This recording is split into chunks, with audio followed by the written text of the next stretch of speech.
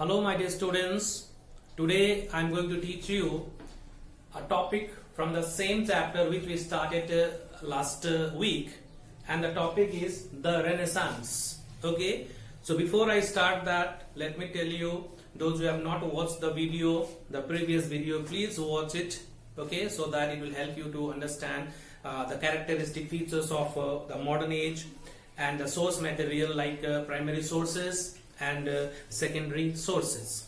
Okay, so let's start with the topic Renaissance. So we need to understand what is the meaning of Renaissance. What is the meaning of the word Renaissance? So the word Renaissance is derived from the French word. This Renaissance, this word is derived from the French word.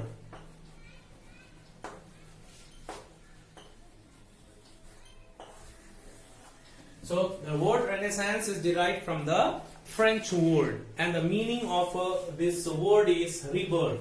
And the meaning of this word is rebirth. That is rebirth or the revival.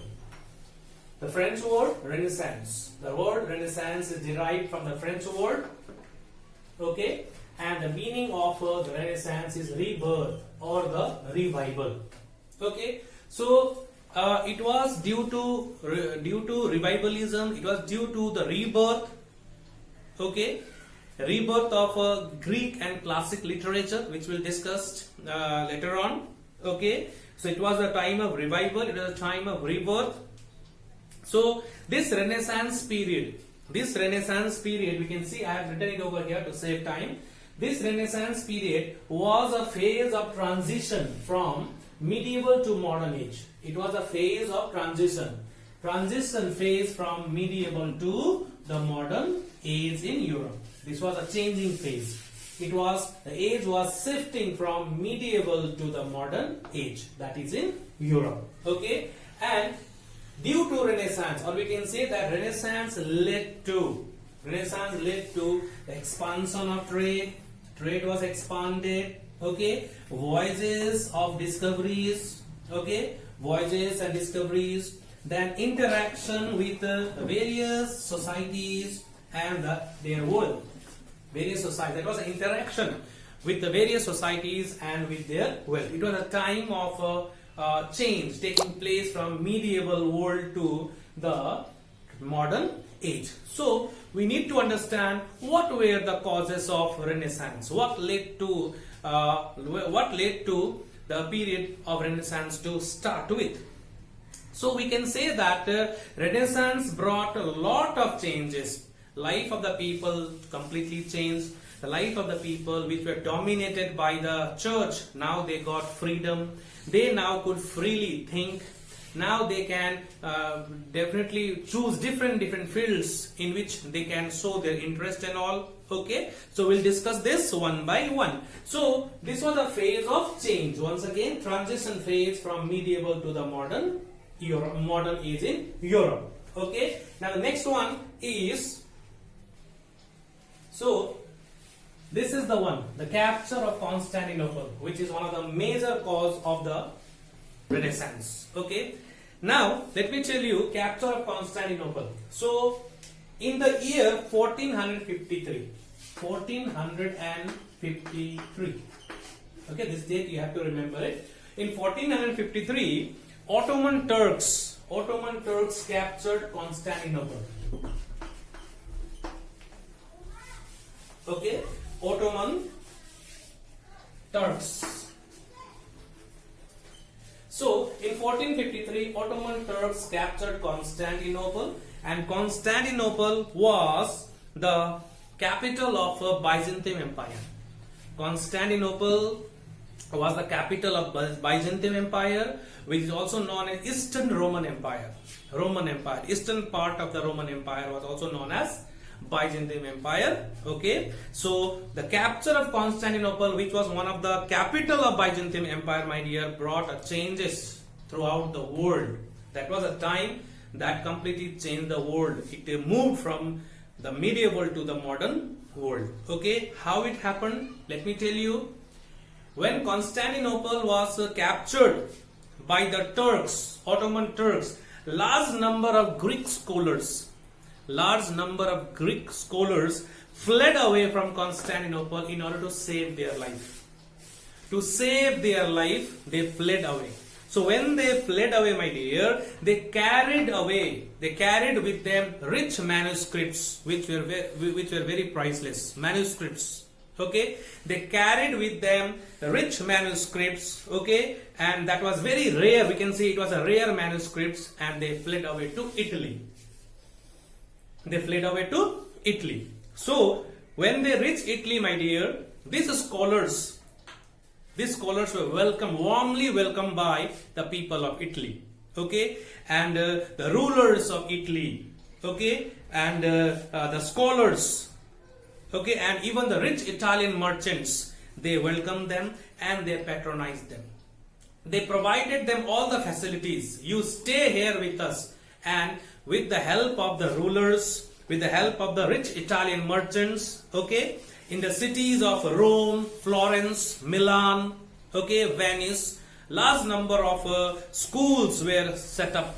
Large number of universities were established, schools were established, libraries were set up, okay, and the main motive of setting up these libraries and universities was to promote classical and modern learning. So as I told you, when they fled away to Italy to save their life from Constantinople, they carried with them rich manuscripts, okay, and those manuscripts were Greeks and Roman literature, which were there from many centuries, which were not known to the world, that they carried with them. Okay, and with the help of those manuscripts, they translated those manuscripts, those literatures, and converted them into books and all, and schools and universities were started, and those manuscripts came in the limelight of the people, which increased the appetite of that means reading different books. Did you get it? So this was all about Constantinople. That was Constantinople was one of the great center of classical Greek and Roman learning. Classical Greek and Roman learning centers was there in Constantinople. So when these scholars fled away, so they carried with them. They couldn't carry anything else, so they carried away rich manuscripts. Okay. And they fled away to Italy, and there they were warmly welcomed, and the ruler of Italy, the rich Italian merchants, okay, and rich Italian merchants, even some of the scholars, they helped them, they patronized them, they helped them in opening universities, and libraries were set up, and this way they promoted classical as well as modern learning. So this was what happened with the attack on Constantinople. That was the phase when people came out of Constantinople and spread to different parts of the world. But mostly these scholars went to Italy, and they settled in most of the important cities like Florence, Rome, Milan, and Venice. And there they were welcomed, patronized by the rulers, and universities and libraries were set up in order to promote classical as well as modern learning. Hope you understood this much. Now, next one we'll discuss. So, this Greeks and Roman literatures helped a lot in arousing consciousness among the people. So, I mentioned it over here. Greco, that means Greco-Roman, Greeks and Roman, together known as Greco-Roman learning, inspired and encouraged people to question and challenge long established ideas and institutions. That means the people who had been living, they now got much encouragement to challenge the long established ideas, those ideas which they had been following, and those rules and regulations dominated by the institutions which they had been following were challenged by them, because now they got enough confidence, and that became possible due to learning. So definitely it is very logical that when you learn, when you gain knowledge, when you read different types of books, your information adds in your life, and that will give you more and more encouragement. So Greeks and Roman literatures, okay, the people who started to learn in universities and went to libraries to read books, what they got? They were inspired. They were very much inspired and encouraged. They were very much inspired. So this is the term, inspired and encouraged. Okay? And this inspiration and encouragement led to the people to challenge the long established ideas and the institutions dominated by the church. So let me tell you clearly, they refused to blindly accept. Now the people refused to blindly accept, okay, the dictates of their rules. That means the church dominated the life of the medieval world.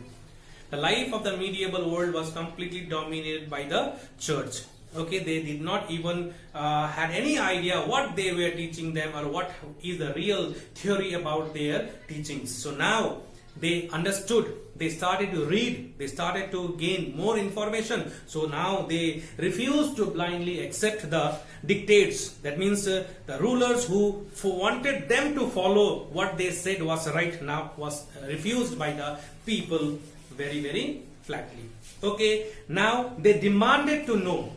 Whatever they tell, whatever they dictates, okay, now they are not ready to accept it. So they demanded to know the truth. The people wanted to know, they demanded to know the truth based on logic. Based on logic and reason. So let me tell you, logic and reason.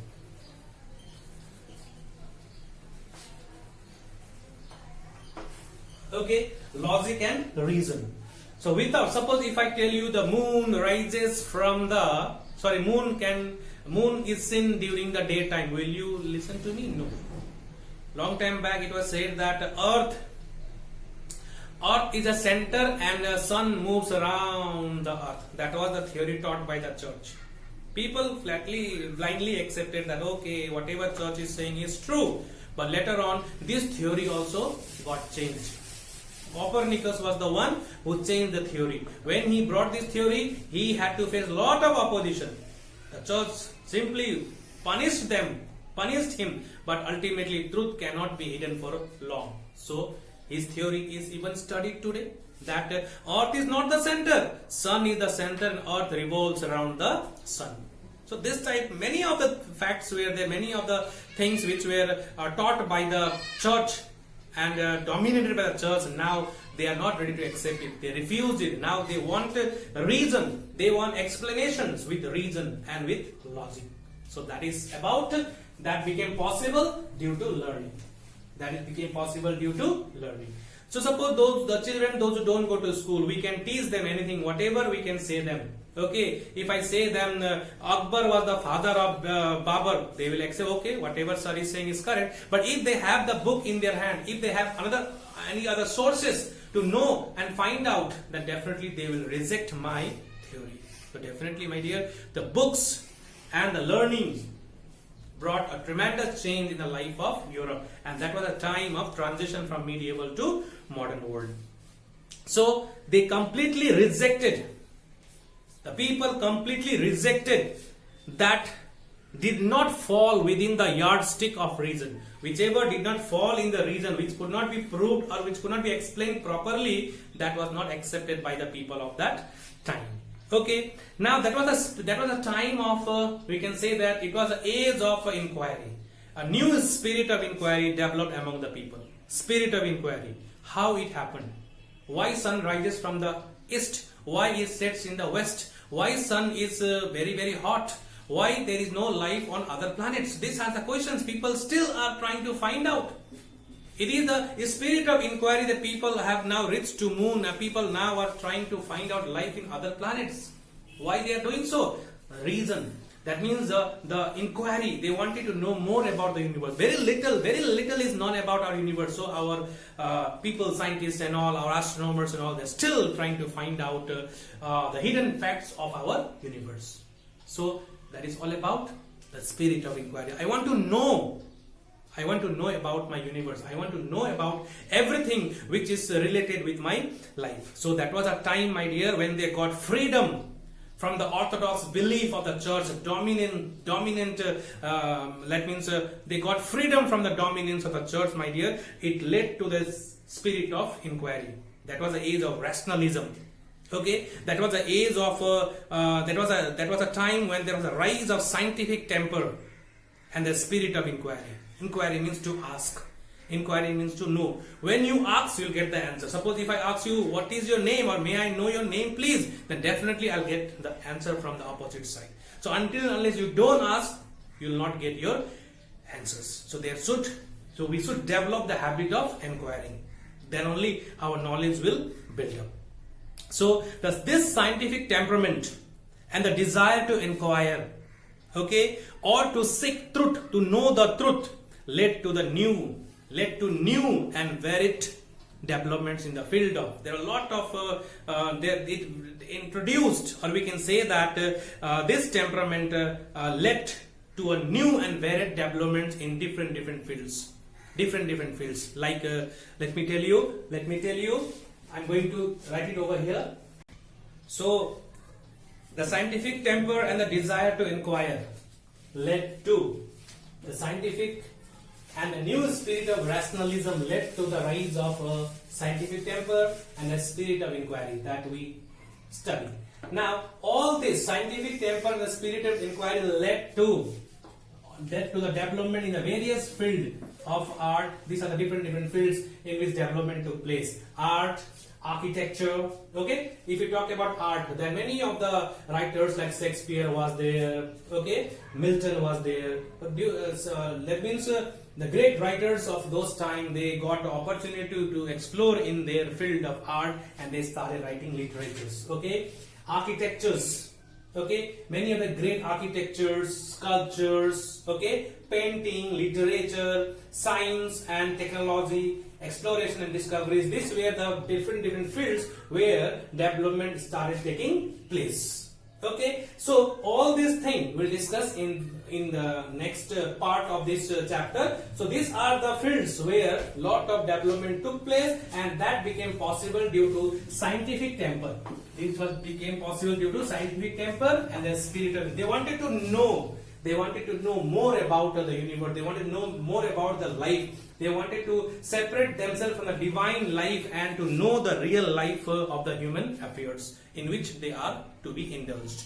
Okay, so this is what I wrote it over here. Art, architecture, sculpture, painting. You might have heard about a great painting of Mona Lisa. Okay, literature, Shakespeare and all. Okay, then science and technology. In the field of science, we can say Copernicus. Okay, and many more were there. They had brought lot of changes which led to a new system of world, which we know it as a modern world. Okay, exploration, going out to explore new lands and all. Okay, discoveries, new lands were discovered, new sea routes were discovered. Okay, so all this we'll discuss now. So many of the Renaissance thinkers, many scholars and thinkers shifted the focus. Now they shifted the focus of the people, okay, from divine affairs, to human affairs. Divine affairs means related to God. Now they shifted that from divine affairs to the human affairs. Okay, the spirit of humanism, to know about human beings, to know about the life of the humans. Okay, knowing and understanding the pain and sufferings, sorrows and happiness of the people became the most important part of these scholars. The spirit of humanism, the center to new learning. Okay, medieval preoccupation with religion. The medieval life was completely occupied by religion. It was preoccupied by religion. Church dominated the life of the people. Whatever church taught them, they believed it blindly. Okay, so their life was very much preoccupied by religion. Now they need to free themselves. Religion taught them what happens after life. Heaven, hell was taught to them. Okay, heaven, hell was taught to them. In order to free yourself from the fire of hell, lot of things were taught to them. Okay, so afterlife, heaven and hell, people used to think about it. Now all those things were replaced. All those things were replaced with deep and abiding interest of human affairs. Deep and interesting. Okay, deep and interesting affairs of human life. That was there. Human life, human affairs replaced the religious affairs of the medieval life. Okay, so human affairs, what is it related to? Joys, human affairs, their joys, sorrows, desires, fulfillment, freedom, creativity in this life. What we want in our life, we have so many desires. We want to fulfill our desires. Okay, we want to attain freedom, we want to be creative, we want to create lot of things, lot of creativity is there in our life, we need to bring them out. So all this thing became possible when they freed themselves from the medieval orthodox dominant life of the church. That became fully free. So when there is freedom, when there is a freedom to think, definitely lot of ideas come. When you are given so much of work, definitely you don't get time to think about yourself. So when there is freedom in our life, when there is a free time in our life, then definitely we will think, what should I do? In which field should I move on? So all these things happens in our life. So that life in the medieval, which was very much preoccupied by religious affairs, now was replaced by human affairs related to freedom, related to creativity, related to their joys and sorrow. Okay, so the spirit of Renaissance. Okay, the spirit of Renaissance period found expression in various or every aspect of human life. In different aspects of human life, they got their expression. So this period was, or we can say that this period saw a great outburst of creativity and brilliance. Creativity and brilliance. You might have heard of Michelangelo, who was a great sculptor, he was a great painter, okay, who was a great poet also. So all this thing might have became possible. So all this happened due to Renaissance. All this happened due to Renaissance period, revival of Greek and Roman literatures, which were there long time back. It was there, but nobody had time to go through. Nobody thought about these literatures can bring such a tremendous change in the life of the people. So definitely learning brought, Greco-Roman learning brought a great change in the life of the people. Okay, now let us discuss about apart from Renaissance spirit and spirit of inquiry, we'll discuss about some of the voyages of discoveries. The voyages of discovery. So it was also due to Renaissance which fostered a spirit of exploration and discovery, as we were discussing. This period bred of a spirit of adventure and desire to explore the unknown. Okay, so in the mid 15th century, the most important thing, in the mid 15th century, Ottoman Turks captured Asia Minor and cut off direct land link between Asia and Europe. That means the direct land link between Asia and Europe was completely cut off by Ottoman Turks. Okay, and Turks also took control of the main ports of Eastern Mediterranean Sea. The main ports of Eastern Mediterranean Sea were completely under the control of Ottoman Turks. Okay, and whichever ships passed by were imposed with heavy taxes on goods passing through their lands. Whichever goods passed through their land were taxed very, very heavily. So now they need to think of an alternative route. So in order to think of an alternative route, definitely you need to go out to explore new lands. So this was a great blow when Asia Minor was completely controlled and captured by Ottoman Turks. This was a great blow to the European trade with the East. Europeans now could not trade with the East. Okay, East means this. If you see the world map, you can say that the Western countries, the European countries, they have a link with Eastern part of India, in Eastern part of the world. India is also in the Eastern part of the world. So the link between the West and the East was completely cut off, and that was due to the capture of Asia Minor by the Ottoman Turks. So due to the capture, it gave rise to an urgent need to find out alternative sea route. Alternative sea route was very much important that time to connect West with the East. So due to that, great voyages of exploration, great voyages and explorations were undertaken, leading to great discoveries, new sea routes as well as new lands. So you can see here, I have written it over here some. Henry the Navigator. So he was a Portuguese prince. Henry the Navigator was the Portuguese prince. Okay, he sent out, okay, Henry the Navigator. We can say that in the 15th century, Portuguese prince Henry the Navigator sent out several expeditions. Many expeditions were sent out to west coast of Africa. He prepared maps. Okay, based on the explorations, whichever places they were going. So in 1488, okay, in the year 40, this was a prince, okay. Henry the Navigator was a Portuguese prince. He was a Portuguese prince, and he undertook. Plannings were done by him, and under his guidance only, Bartholomew Diaz. You can see here Bartholomew Diaz. Okay, in the year 1488, reached the southern tip of African continent. This man, Bartholomew Diaz, reached the southernmost tip of Africa. Okay, and this tip of African continent later on came to be known as Cape of Good Hope. Cape of Good Hope. Okay, and later on, in the year 1497. So Bartholomew Diaz has reached up to Cape of Good Hope.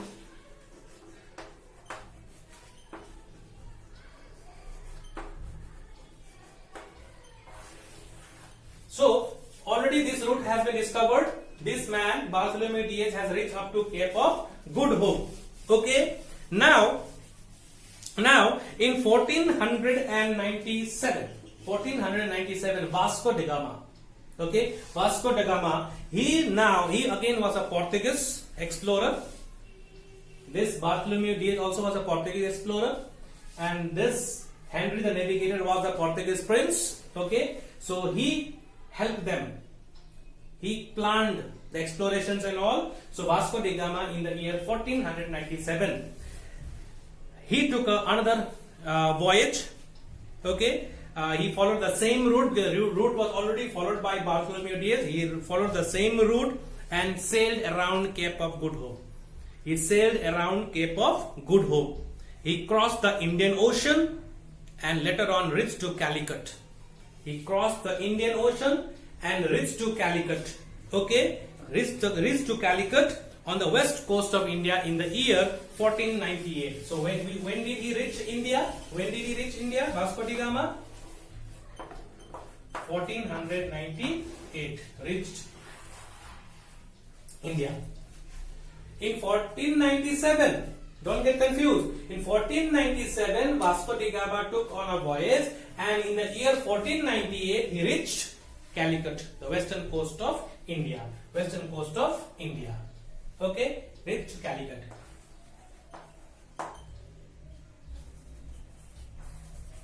Okay.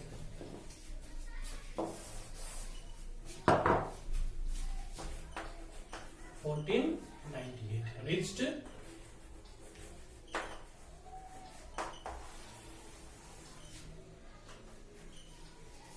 So in the year 1498, Vasco da Gama reached Calicut, and the new sea route to India. Yes, you are understanding. New sea route to India was discovered. So who discovered the new sea route to India? So definitely you will be answering. The new sea route to India was discovered by Vasco da Gama. So it became easy for him because already Bartholomew Diaz has reached up to Cape of Good Hope. Okay, and from there he took time. He moved around the Cape of Good Hope, and finally after crossing Indian Ocean he reached up to Calicut and landed in Calicut in 1498. 1498 he reached to Calicut. So who discovered the sea route to India? New sea route to India? It was Vasco da Gama. Okay, Vasco da Gama. In which year? 1498. Okay, so this discovery. So Vasco da Gama discovered the sea route to India, which later became an important trade route for the foreign powers to reach India. So this was the route the foreigners followed and reached to India. Portuguese came, Dutch came, French came, and even the English came in our country following the same route. So who discovered the new sea route to India? It was Vasco da Gama.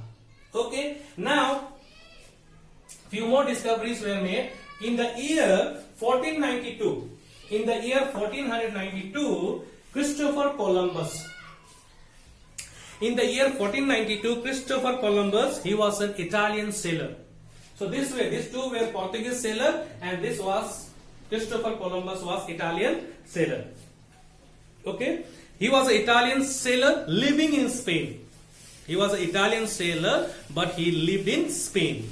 Okay, he sailed westward from Europe with the aid of the king. King and the queen helped him. Aid means help. Helped by king.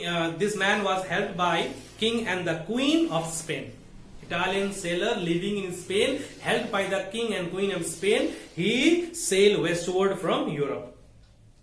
Okay, so Columbus was sure that he could reach the east if he sailed westward from Europe. If he sailed westward from Europe, he could definitely reach. So after sailing westward across the Atlantic Ocean for 2 months, he landed on the Caribbean islands. After sailing for 2 months on the Atlantic Ocean, he landed on a Caribbean island of the Central America. So after that also he undertook more voyages and discoveries. Several more islands in the Caribbean Sea and along the coast of Venezuela were discovered. Many more were discovered. Okay, but until his death, he even did not know. We say, no, Christopher Columbus discovered America. Of course, it's right. But until his death, Columbus believed that he had found a route to the east. Little did he know that he had actually discovered America. He had actually discovered America, a new continent. He did not know that. He only believed that he had found a new route to the east, but he did not. Very little did he know that he had already discovered a new land, that is, we can say, new continent, that is America. So who discovered America? Christopher Columbus. So America was discovered by Christopher Columbus. Okay, and then later on Spain, you can see here, Portuguese, Spanish, right? Christopher Columbus was a Italian. He was a Italian sailor living in Spain. Okay, so later on what happened? Spain and Portugal divided the newly discovered lands in the east and west between themselves. They distributed themselves. Okay, they divided among themselves because they both were involved. Portuguese were also involved in the discovery. Spain also was involved in discovery. So definitely they did it. Okay, children. So Spain and Portugal divided the newly discovered lands in the east and the west between themselves. So later on, what was the result of this? These discoveries led to steady growth of trade and commerce. A new class of rich merchants emerged. These merchants accumulated huge wealth and helped their rulers.